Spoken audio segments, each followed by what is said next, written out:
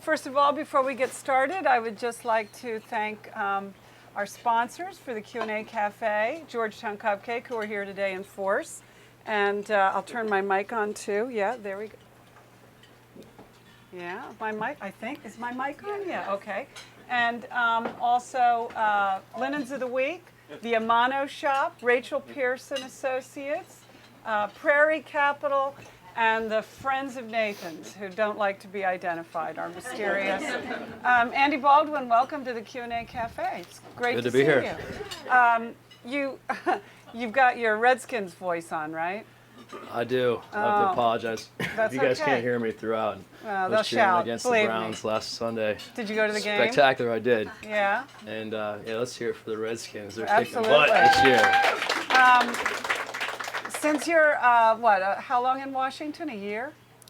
I've been in Washington, Carol, since about May. Okay. I returned from deployment in April, back to Hawaii. Now, were you a Redskins fan before you got here? Or is this you know how to be loyal? Well, when being in the Navy, Yeah. and you move around so much, when you Okay. get to a new town, whether it be San Diego or Okay, well, Hawaii, we take our Redskins fanship very seriously here, and we believe once a Redskins fan, no matter where your career takes you. All right, well, I'll make that pact right now then. Do you already have season tickets? I don't, but the folks at Comcast Sportsnet have been Look very, out for you. very. So now we know where to find you in the Comcast seats, Exactly. right? Well, Andy, I don't know where to begin. I mean, you're only 31, and there's so little on your resume so far. I mean, it's just I was watching Ted Leonsis, right, Yeah, from last yeah. week, and he made that You've joke. done way more than Ted. He said that he got kicked out of here in Right. 1978, and I was like, wow, I was 1 year old. 1 year old then, when he had his fake ID. And I'm not even going to say where I was when you were born, but I was fully grown up. To not get too serious, but I was really fascinated. I know that we're going to talk about The Bachelor and we're going to talk about all the fun stuff, but I was really taken with one aspect of your career that I don't think people know a lot about, and that's the work you've done, and you'll have to tell me what the proper titles are, but looking for the remains of POWs and MIAs in Vietnam and Laos. Correct, and that was life-changing work. And when I got to Pearl Harbor, Hawaii, as a diver, a diving medical officer, I knew that it would be a launching pad to explore the Pacific Theater. Right. And I went on deployments to the Philippines with my dive unit, also down to Guam. But it was one spring afternoon that I was sitting in my office in Pearl Harbor, and I said, Andy, enough of this, life here in Hawaii. It's great. Paradise. It's paradise. You're surfing. I want to use my medical skills to really go out and help people. You're in this geographic location where you can do that. And so I started asking around. I said, where are there humanitarian missions that I could participate in? And that's the way it works in the Navy. I mean, there's opportunities out there, but they're not just going to hand it to you. Okay, well, I'm not. You can't recruit me.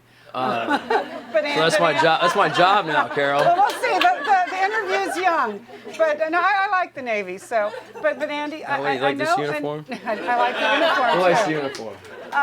Don't make Navy. me blush, please. I'm old enough to be your mother, so watch You're it. You're I'm not beautiful. a cougar. I love that necklace. It's beautiful. But Andy, the part of it that really got to me was when you actually went out on missions. And you were virtually retracing the steps of these wars without the combat. But how you were coming upon wrecks of airplanes that were 30 years old or older? Correct. So I'll finish the story. It turned out that a corpsman came across the street to me that day and said, Doc, we just found out he was part of the JPAC, the Joint POW MIA Accounting Command. Right. I mean, this is the conviction that our country has to going out and finding our soldiers that have gone missing in action from wars past. And it's based out of Hawaii. And this particular mission, they had found 4 crash sites with putting together all the intelligence that they had in the country of Laos.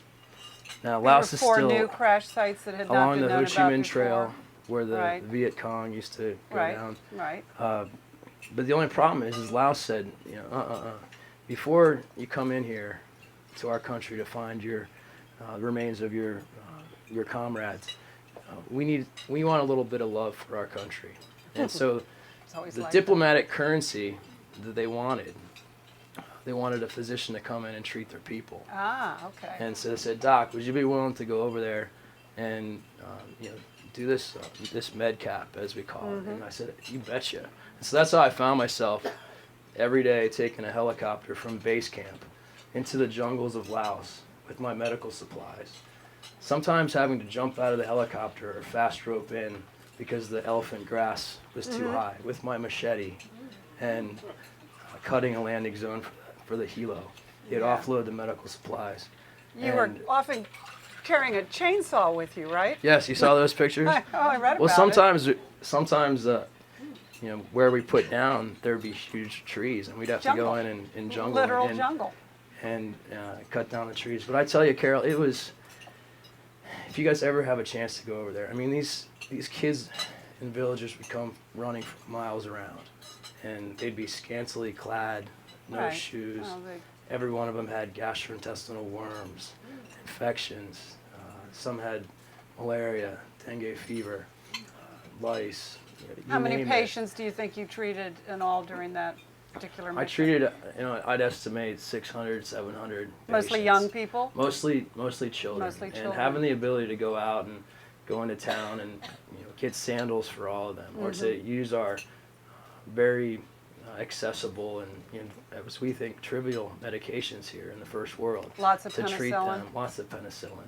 Lots of mebendazole to treat their Right. worms so that they can actually absorb. But of the course, when you nutrients. leave, what's left behind? So that's the problem. That's the other part, is the sustainability, and that's why I worked with the ambassador, the U.S. ambassador to Laos, and we established clinics out there in the more rural regions. And there's just something that's so special. Their life revolves around survival, just pure survival. Day to day. Putting food on the table, not getting killed, not dying from disease. And when you put an iPod earpiece in one of those kids' ears, or you take a picture, you take a video with your camera and show it to them, and you see their smiles, it's life-changing. But And you- I came back from there just knowing we have so much here, folks, and to have that ability, you know, there weren't any managed care companies, or hey, do you have health insurance, or Yeah. out there. And so that was one of the missions that I went on, and I also I continued to do work with them. There was a dive mission I went on earlier this year to the Republic of Palau, where we actually were recovering the remains from the crash. Well, this is 60 what years ago. what you know. You had two roles when you were in Laos and Vietnam, and when you're looking for what's there to find, Andy, that's what I can't understand. I mean, that's what I want you to explain.